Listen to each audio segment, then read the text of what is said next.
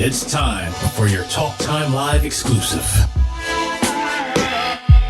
You are now about to witness the strength of geek knowledge.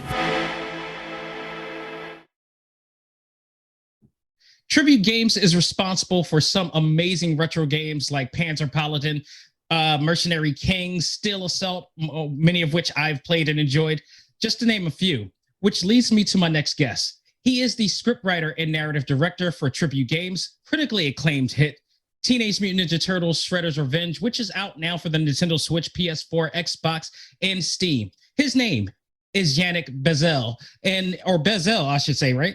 Am I saying it right? It's Belzil, but it's fine. It's fine. Belzil, we'll go with that. And he is here to talk about the game and much more. Please welcome Yannick to Talk Time Live. Yannick, how are you doing? I'm doing great. It's the first time I'm going on the show that describes the game as critically acclaimed, and that feels nice. It's nice to hear in this Monday morning, so I'm great. I would think after all the reviews that I'm sure you've seen, it's pretty much across the board. Yeah, we're really lucky that it found its audience, and the audience takes the game in the spirit in which it was made, which is with a lot of love for the Turtles, for the beat 'em ups. So yeah, we're really thrilled about the critical response and the fan response so far. That has really been generous. It's like we're getting our flowers without it being our funeral. So it's wonderful. Well said. I mean, it's hard not to, because considering the nature of which you were making it for, whenever the Teenage Mutant Ninja Turtles are announced for anything, the fandom for this is amazing. It's like every time. I think the last time we saw hype like this before you guys did it was WB Games with NetherRealm Studios, and they announced that the Turtles was going to be on Injustice 2, and you saw the reaction from around the world by that announcement. It was just crazy. And like, this is kind of the same type of vibe when this was announced a while back, and now it's here. And man, what an amazing game that you guys have done. I gotta say, man, it really, as a person who originally played it in arcades in the 90s, it really hit home. And first, before we get into any questions, great job on everybody in the team for that one. I'll transfer your thanks to the rest of the team, but yeah, we're all really proud of what we've done, and it's, you've mentioned a lot of the games that we made that we are really proud of and that we worked really hard on. Yeah. But they don't all get that reception, and that of course is part because people love the Turtles and people were waiting for the Turtles. So sometimes you put all of your heart in a game, and it has good critical buzz. It has milder or softer reaction, but people are enjoying it. So it feels really good to have one where there's so much more reaction. Well, I can tell you this right now, like, as a person who actually has followed your company and the games that you've played, like I said, those games that I mentioned, I'll say it again, Panzer Paladin, Mercenary King, Steel Assault, these are great retro style games that I think if you love what you got from the Turtles, you're going to love those games, because they pay homage to a lot of games from them, especially Steel Assault, because that gave me like Bionic Commando vibes, and I really enjoyed that. Steel Assault is from another studio called Zenovia, but it's our first published title. So it's the first time that another studio came to us and wanted sort of our experience and know-how to help how to make the game, give it a better fighting shape, and helping it, publishing it. It was a really great experience. And it's a lot of fun too. So, kudos to that. So we're going to, in reference to the new project that you guys are working on, what were your thoughts, your personal thoughts, when you heard that you and the Tribute team was going to be working on this project?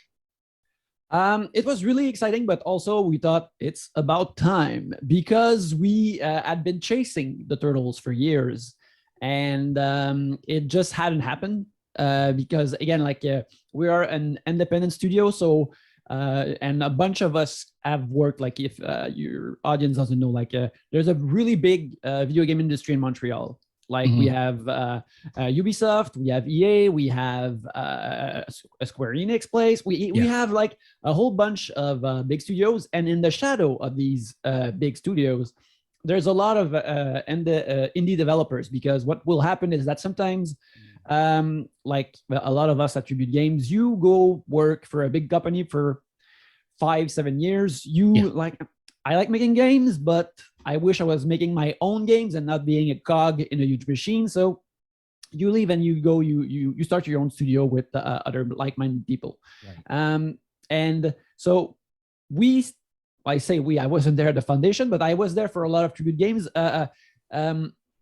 We wanted to create our own games with our own characters, but we always said, like, especially like one of our co-founders said, like, there's two things that we could never say no to, and that's TMNT and Mega Man. Like, if we have the chance to do these, like we have, it's okay to not do original characters if we get to work on these. So we chased TMNT a couple of times, and it just, sometimes it almost happened, sometimes it just didn't happen, but it took us teaming up with .mu, creating a pitch with .mu, who are our publishers on that title. It came us coming together and making a pitch, and that being approved. So, but the thing is, when you knock at the door at a big company, as it had happened for us before, like, you don't know what you're gonna be told. So sometimes we were like, oh, we're trying again for Turtles. We're like, cool. But then you sort of have to put it out of your mind because you don't know if it's going to happen again. So when we learned that it was going to happen, that was very, very exciting.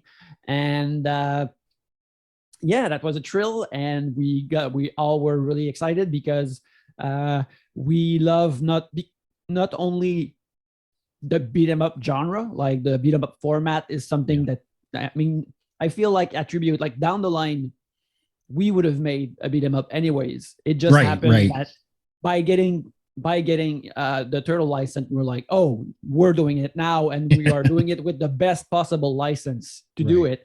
And also, we love it so much. I mean, playing the arcade game for the first time in the arcades for me as a kid was a very, very special experience. It was the first time that I felt I was really stepping into the thing that a game was adapting in such like a vivid and explosive it was the like I can agree with that. At the time, it was like the closest video game that you ever played that really mimicked what you saw in the actual cartoons, in the '87 cartoon and everything. Yeah. Like, never saw anything like that before up until that point. The first time you grab a pizza and you hear the voice saying pizza time, and the voice, you know, when you listen to those voices, they both sound like all of the Turtles, but none of the Turtles from the cartoon at the same time. But when you listen to it as a kid, it's like, this is precisely Raphael. I know it. And it's just so exciting. So that has always been like a high water benchmark for me and for all of us, like, as a way to adapt a property into a game. But it's also a super good version of what a beat 'em up is. So when we knew that we had access to that, like, it was thrilling, exciting, and at the same time, well, for me, like, because I'm writing and doing the narrative design, I'm not with necessarily, I don't have the forehead sweat that the programmers or the animators or the game designers will have, because they are the ones who are truly like solving problems or solving the biggest problems to make like a fun, good game. But so for me, it was not as stressful that it might have been for them, but I think we were all powered by our love of the cartoon, of the characters, of the toys, of the games. And also with a sense of we're the first type of game of pixelated, like, beat 'em up turtle in game. Like, we have to come correct. We have to be really, really good. Now, if I'm correct, like, some of the members of your team worked for Ubisoft, and you mentioned Ubisoft before, so they were also responsible for like the very infamous cult classic Scott Pilgrim versus the World. That's true. Yes. So I'm pretty sure some of that probably played upon this for sure. That experience. Yeah. Well, that was the previous beat 'em up experience, and that was a really special project. Like, I'm gonna tell some of my friends the stories First, I remember I don't remember the precise year, but it was my birthday party, and a whole handful of my friends could not make it to my birthday party, and I didn't know why. And only I wasn't alone, but a whole subgroup was not there, and only one person of the subgroup showed up and said, "We're not here because we're working late at night because we're making a Scott Pilgrim demo. I came here to tell you that's why the rest of the gang is not here." And I'm like, well, first, that's awesome, but also back then I was working at another company on Twilight Scene It. Yeah. So I was like, our paths took divergent courses, but eventually it looped back in and I got to work on TMNT. So it's all good. But yeah, also there was a 2007 Game Boy Advance game that's based on the 2007 animated movie of the Turtles, like that. Yes. Jonathan worked on, and that one is seen like as sort of an underrated TMNT gem. But both Jonathan and GF worked on it. It's like, we liked what we did on that game, but you couldn't do multiplayer. You couldn't play as the 4 turtles. So there was always like a part of the experience that was missing for them. Yeah. And that, that was missing for them, and that they really wanted to get another try at it. Right. So you talked about how the development team had a lot of pressure, but yeah, I mean, just overall, like, was there, you're working on this great title and you're trying to, make sure that it's accurate. Was there any pressure working on this, working on the Turtles game with the idea of pleasing the hardcore fans? I'll tell it, not really, because we're already hardcore fans. So it has to work for us on the level that we're hardcore fans of the Turtles, but also that we need to make a game that we are proud of. If not, we all have to retire in shame and change our names. And so a lot of that pressure was just, we already brought it to the party. So it was not like an exterior pressure, but I can tell you that when like the first trailer comes out and we see fan reaction and people are really hyped and they really reacted. Now, on my part, and I think for a lot of the team, it was like an energy boost. Like, people know that this game exists. They're looking forward to it. They want to play it. And, for us, I think it was like really a shot of adrenaline and making sure that the game is as good as we want it to be, as exciting and as this and that. And so the pressure was already self-imposed. Right. Awesome. So Yannick, as a scriptwriter and narrative director of this awesome game, can you take us through the process of, how you created the narrative?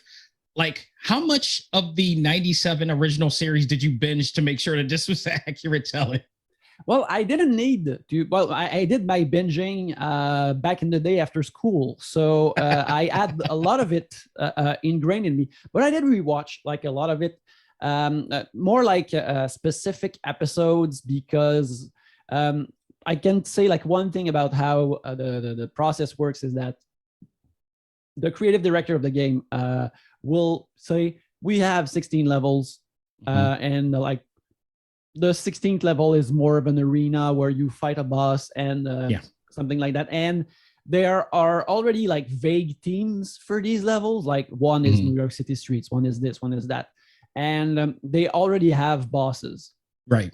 So that's like the really basic skeleton that I have. So for each of these bosses, I would rewatch their episodes and to get a feel like what happens in that episode and what's the personality they have on the 87 cartoon. Because we one thing I did is we did it like 2 years ago. So in 2 weeks, I feel like I read 10 years of the IDW Turtles comic. Like really good series too.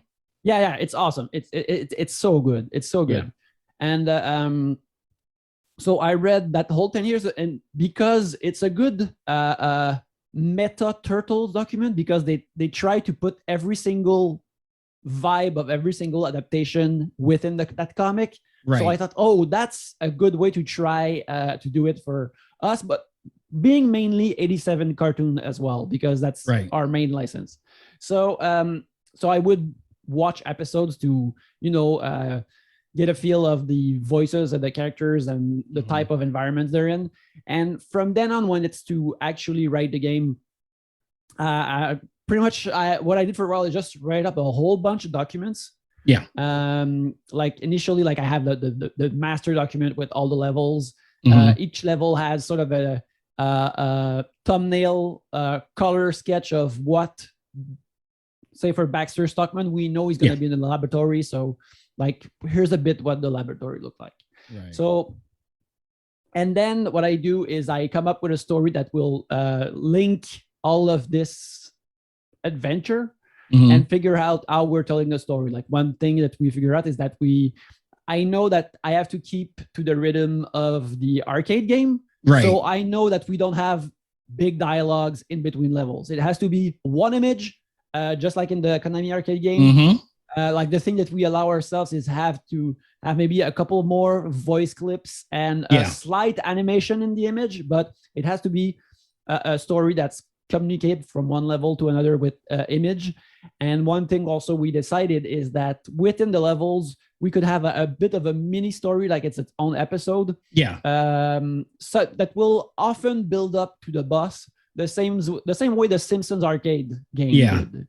So basically, that's interesting that you said that too, because that was going to be one of my other questions, and saying like that was one of the things that really stood out to me with this game is how the stages and the storytelling was told throughout the stages and not through cutscenes and everything. So you got, a lot of nostalgic moments. You got a lot of fanfare, comedic actions, and a lot of comedic action courtesy of the Foot Clan. I can't stress enough how much I love the Foot Clan in this game, everything that they were doing. But, was there any point of the, creative process, telling the story in a different way, or you want it strictly to be exactly like the Konami games? We wanted it to be like the Konami games because, again, these games are so dependent on their rhythm that it's like the level design, something like that was really smart that our game designer, Fred, would say is that we were talking about like, because we're published by Dotemu, we'll also publish Streets of Rage 4. Like Streets of Rage is methodical. Like you walk up to an enemy and you beat the hell out of that enemy, and then you move on to the next. Right. For the Turtles games, especially ours, but the previous Konami ones, you have fleets of enemy showing up, and you more have to control the crowd. So it's more about, it's almost like another Konami classic, like Gradius, like the shoot 'em up with the ships. So you have to manage the waves of enemies coming in. So, and that you realize how a level is dependent on that rhythm. Yeah. And then the storytelling has to have the same rhythm as well. So you can't, it has to be quick scenes that have maybe a line of dialogue, a funny line that pops up, or mostly grunts and sounds. And then you move on really quick to the next action beat. And it also allows for the sort of renew the rhythm of the game. So you see like Bebop doing something silly. So you pause for an instant and then you get back into the fighting. That right there. Yes. That was the subtlety that I loved about the game. And it was just like, it was it's a great way to tell a story in keeping the fluidity of the gameplay going. You're still going at it, but you're seeing something from from the peripheral of your eye that's going on there that's adding on to the story element. And it's just, all right, you keep going and the story goes with it. Yeah, it's also like the way like we do a lot of unique animations for the foot soldiers, like and they're really comical because if you play there's a bit of that in the old Konami classics, but for a lot of that type of games for that genre, enemies will just appear from left to right. Right. And at a certain point, like that's a type of rhythm, but if you can make it that the foot soldier was just lounging on the floor and then wakes up in a funny way and gets ready to fight, Yeah. Then it's different from just showing up from left to right. And again, that changes the rhythm and it gets you more excited. The sketch way of bringing in the characters instead of just having them spawn. So I thought that was one of the things that really helped the replay value, is that wanted to go back in to see what you missed in the first few times around. And I'm up to Casey Jones at this point. So I have pretty much thought I've seen everything, but there's something different. And then every time I see it, there's a Foot Clan member doing something different, going shopping, eating popsicles or whatever. It reminded me of like the droids from Clone Wars. You always find them doing something a little bit more comedy based and such like that. It was kind of like that, and I really enjoyed that part. It's like the Foot Clan is so over with me right now. Yeah, there's just something really funny and silly about the foot soldiers, or they're really malleable. For me, there was also like putties and Power Rangers that they can be like extremely silly in that point, in that manner, but you don't mind beating them up either. So So once we knew like that was the way we were telling stories throughout the game, then it was on my end is that I would go through each level and write up a certain visual progression for each level. Like I figure out what's the boss arena at the end where you fight the boss, and have the characters like build up the story, sort of build up to it. So say for the second level, like we end on the Bebop on fighting Rocksteady, who's has foot soldiers fixing up the turtle tenderizer, the 4x4. And the 4x4 is going to be the villain in the next level, in the level 3. So for me, I thought, throughout the levels,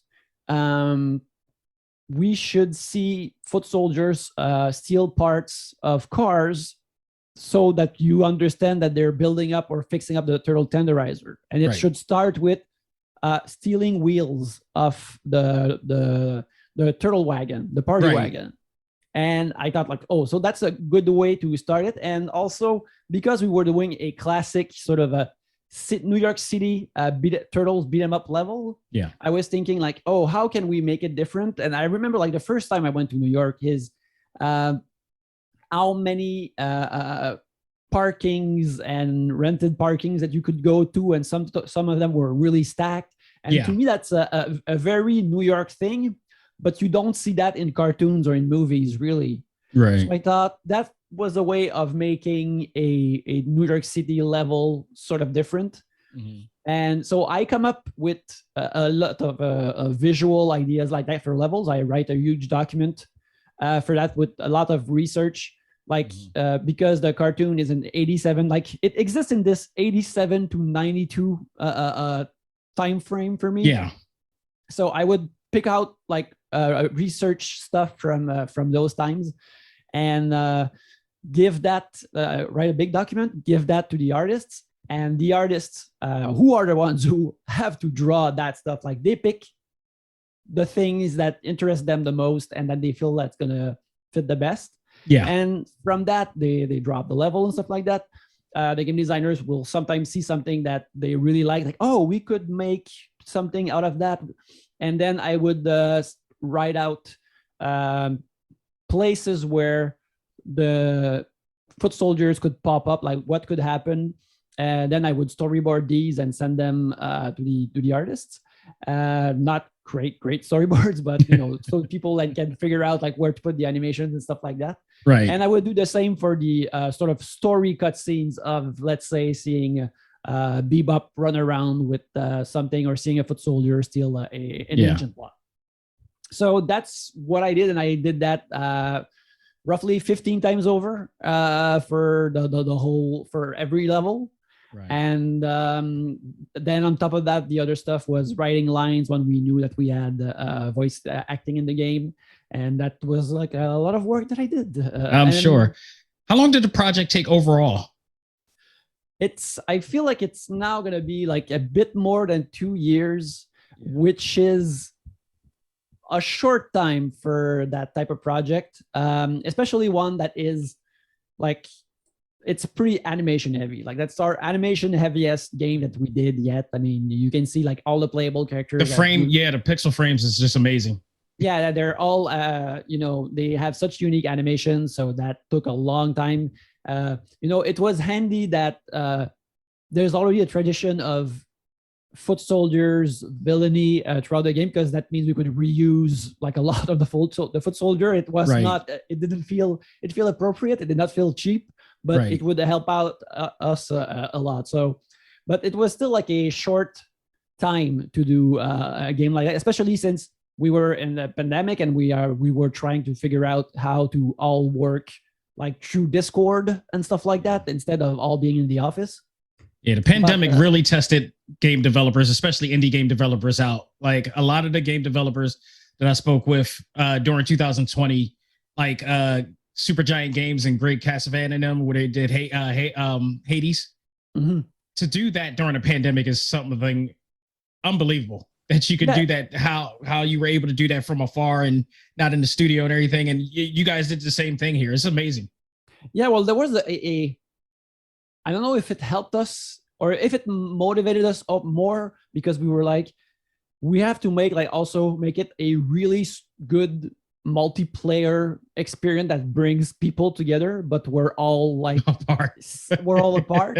So I don't know if it made us somehow work extra hard to deliver that. I would definitely say extra hard is an understatement here. Mm-hmm.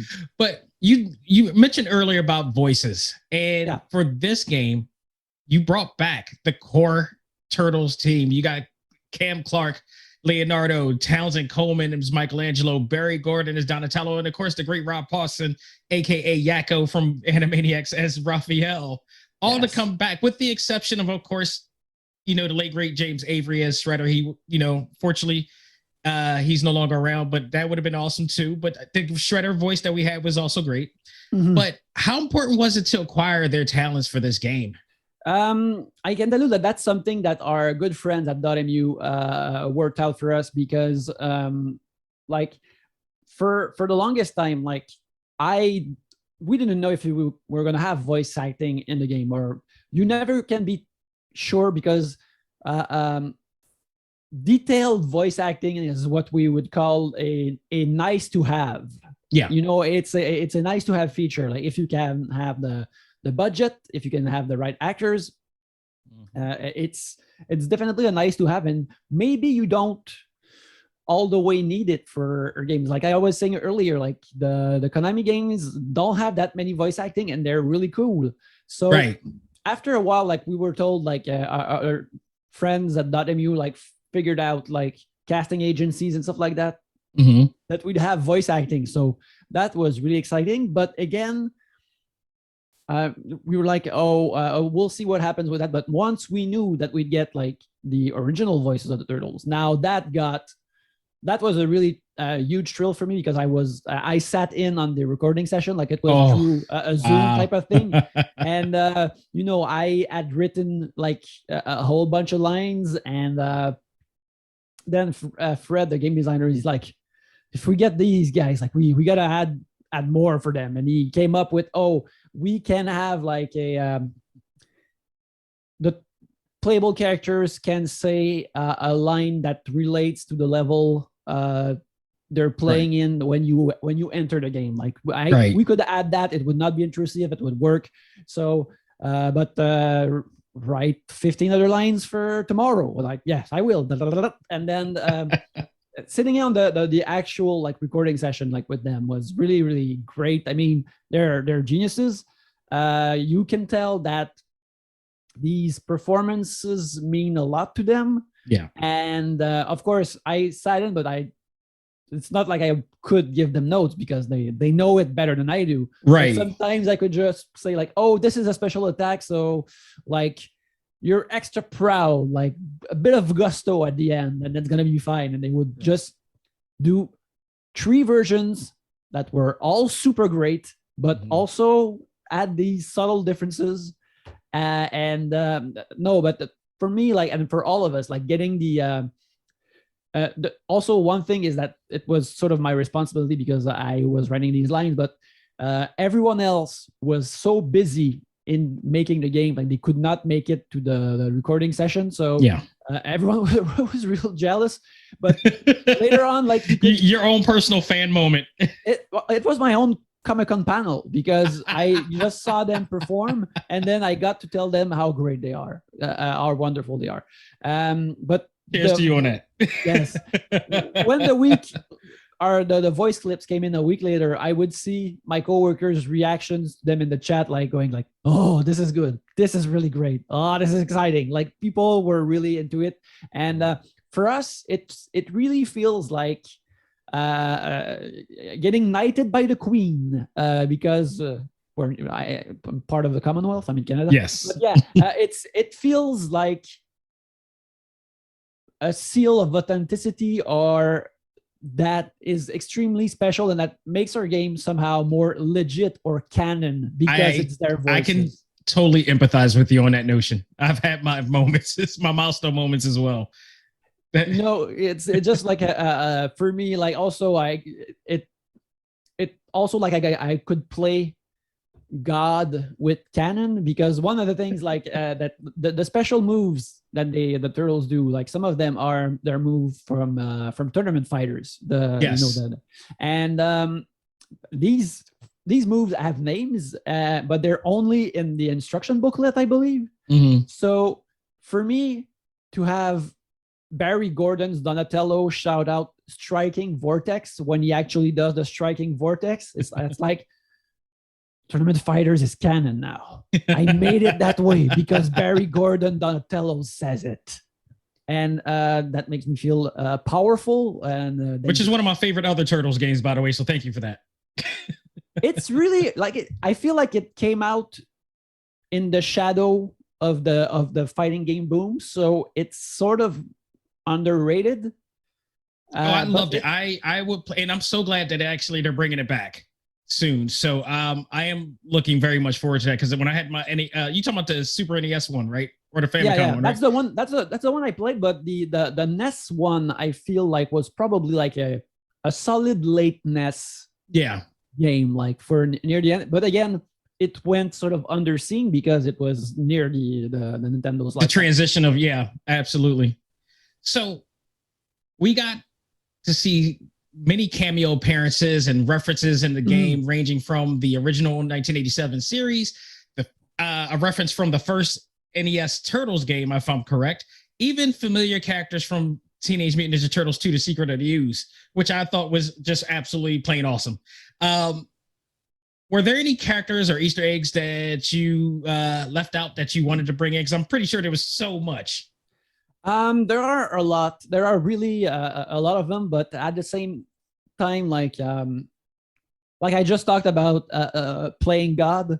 Well, that's at a certain point you have to restrain yourself, because you can't ask an animator whose job is to keep making actual playable characters, playable content, to go, be nice if Mondo Gecko was back there, right? You know, like that's, you can't ask people who work on making actual gameplay stuff to indulge your nerd ideas of, especially when you have a constricted amount of time frame and everything. And yeah, exactly. So there's a lot of these things that I wanted, and not just me, but the other artists and the other game designers. Like everyone had ideas, because we wanted to put in the game, like putting your favorite action figure in the game, or your favorite vehicle that you had as a kid. Like it's all stuff we wanted to do, but we had to restrain ourselves because, again, as much as we are big fans and it's a dream, this has to be a really good beat 'em up first. And that's where you have to put the resources first. Like I can sing all day long, like I wish Jenica from the IDW comics was a playable character, but we don't have, like, it takes so long to make these characters. Like we can't have Jenica in there. So you just read my mind, and it segues to my next question. We got our core characters like Splinter or April O'Neil, Casey Jones, for the first time ever to be playable in a beat 'em up. Many fans, and me included, went on social media just mentioning characters off the bat and everything. you've answered my pick for a character I wanted to see in there. Was there any? What was like the character that most fans were requesting? Because I know you just mentioned Jenica was like a favorite when I read the IDW books. Mm-hmm. But I also understand that you guys were trying to, stay with the retro aspect of the game. So like, what was the one that most people were thinking? And was it to the same? And I know Casey Jones was a very popular one too. Yeah. What else did you hear? Casey Jones is the most popular. It was the most popular, and I had to lie through my teeth to people at PAX and say like, maybe if we get to the DLC, maybe he's gonna be in there. I don't know. Knowing full well that he's going to be unlockable at launch. But don't you love those NDA moments? Yeah. Well, the thing is, we had to keep it a secret because surprises like these, you need to keep them in your back pocket for promotional leverage. Absolutely. So you can show up on a big media and say, "Hey, we have this exclusivity to share through you." Yeah. But a lot of people like they it's really interesting. They want a lot of characters. I feel like sometimes people are like, "I love Karai from 2003 animated, and she's in the 2012 one as well." But she's not in 87. But there's Lotus Blossom, who's sort of Karai-ish, but not really. So there are a lot of demands. But as of right now, like we're not doing the DLC. We're putting all of our forces on bug fixing and bug squashing and that type of stuff. So I'll tell you that it's really nice that a game is not even out for a week yet and people want DLC. It's so passionate. Yeah. Again, it's the fan legacy of the Turtles. I mean, the franchise is just, I don't think we take time to realize how big of a franchise the Turtles is and how long they've lasted through different iterations of them. It's an you can almost compare that to Pokemon in some cases. Yeah. Well, also it's really interesting because not every characters or franchises have a video game lane. Yeah. And like the Turtles, there are really different games, but I feel like they have a lane of their own in the beat 'em up genre.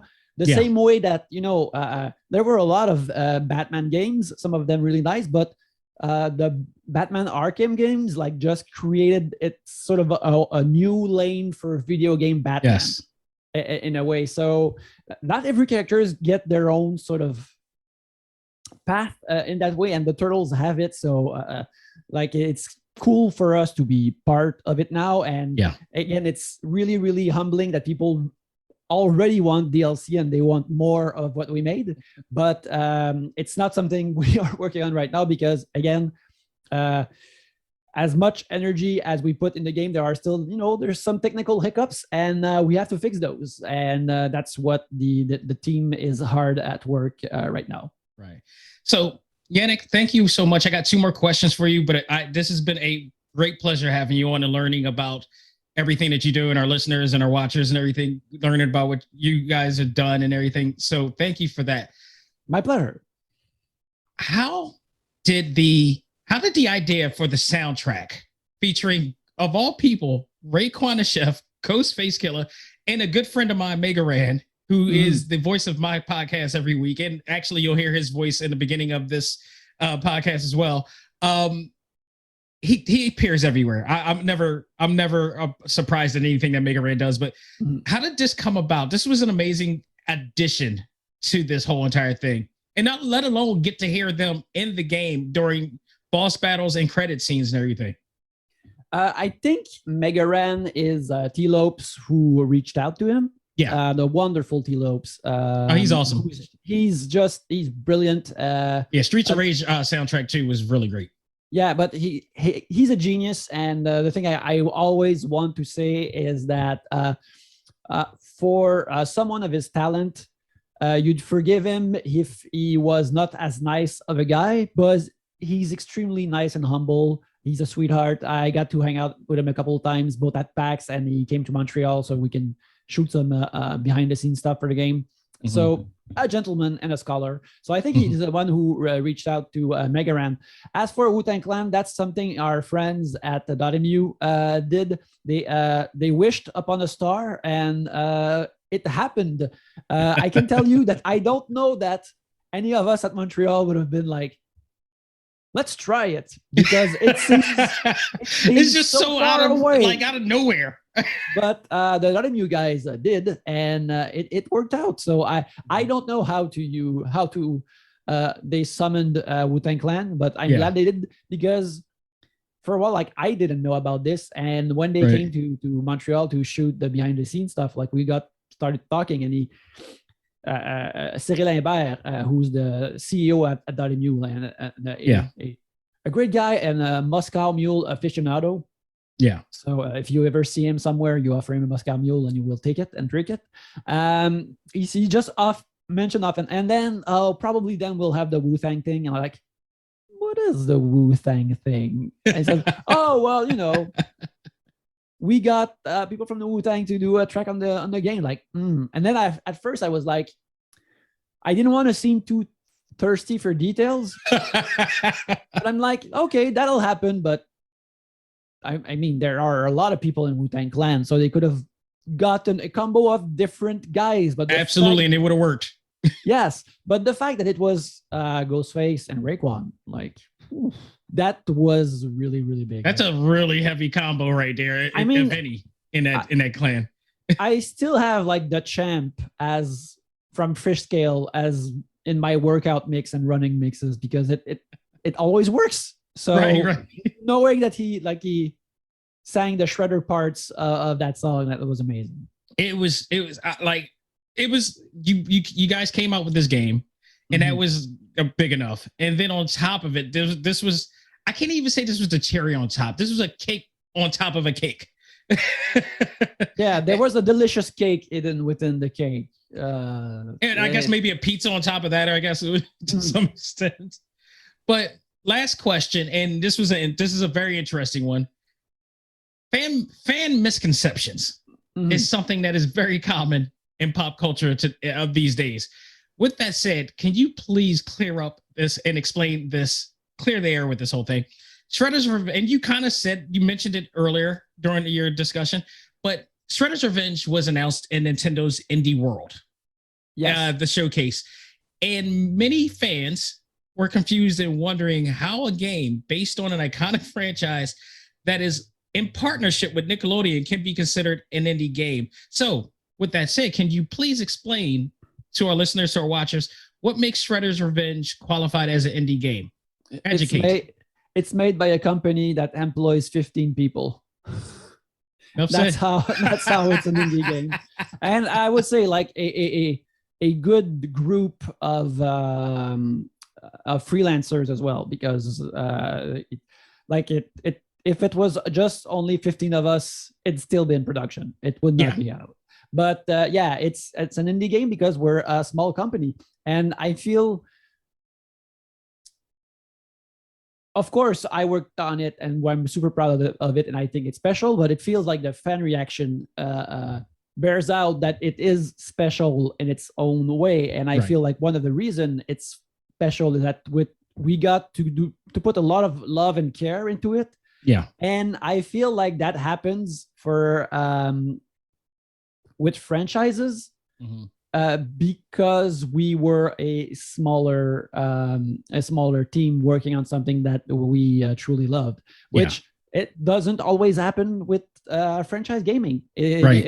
So we are really, really lucky. I mean, it's either, I think that special alchemy in bigger companies will happen if they're creating their own characters. Like to me, like I'm really late in playing it, but I've been playing Horizon Zero Dawn. Oh God, yeah. It's wonderful. It's wonderful, but it's made by a company that's like almost 400 people. But it's only when a big company creates their own thing that they can really create something special. So when you get a bigger company working on a big franchise, you don't always get that love and care. I can tell you that going back to Scott Pilgrim, like a lot of when during the development of Scott Pilgrim was pretty tricky because again, Ubisoft did not own Scott Pilgrim. That was Universal Pictures, Right. and they said to my friends, well, we are going to ship it off to Ubisoft Chengdu in China, and they're going to finish the game because it's just going to be more it's going to be more efficient money-wise for us to do so. Yeah. And, Ubisoft was like, that's it. But a whole bunch of my friends went to China for 6, 7, 8 months to finish the game over there because they really wanted to make it work. And, that's the type of passion that you need to make these type of games work, and that's why the Scott Pilgrim came out so well. And I feel that's also why TMNT worked out so well, because we were all passionate and put our hearts into it. Yeah. Well, with that said, yes, you did, and because of that, I thank you as a Turtle fan, as a fan of gaming, and as a fan of indie game developers, because I've interviewed a lot of developers and heard their stories, and I love the story because I've had my own story of how I wanted to do things, improve my worth to the world and be creative as well. So I had to go on my own and do things. So I love the stories of the indie game development industry and how it's just more artistic and creative. And for you guys to get this opportunity to prove that you can, and you did, kudos to you. And thank you for this. This is probably the most enjoyable game this year of 2022. And I'll tell you this also. Like I said, I had Greg Casavan back when Hades was out, and I said this to him. I don't want to, put smoke up anybody, but if this doesn't get nominated, let alone win any awards this year, I will be so upset, because what you guys have been able to do and capture the essence of not only the series but the actual Konami games from the past, but also supersede it and improving on it. It's phenomenal. You guys did great. Thank you so very much for that. Thank you very much, Dax. This was a pleasure, not just because you said a whole lot of compliments about our games for almost an hour, but it was a really nice chat. So thank you for that. No problem. So before we go, what's next for, what should we be looking for next for Tribute Games? Well, we're right now, like I said, we're working on patches and making sure that the game runs smoother and better. So that's going to be it. And we'll have to turn our eyes towards the future, see what we're doing next. So we all have a bunch of ideas for new games, because again, as an indie company, we have to create our own work. So we want to keep working on our own games. Absolutely. I guess it's possible that this game opens some doors for us, and that maybe other franchises might knock at our door and say, can you do this for our game, for our characters? But I guess that will depend if we're passionate about it, and if it's something that we love. Say we would have done a beat 'em up eventually, so on top of the Turtles being a dream assignment, it works well with the idea of making a beat 'em up. But other characters that would depend.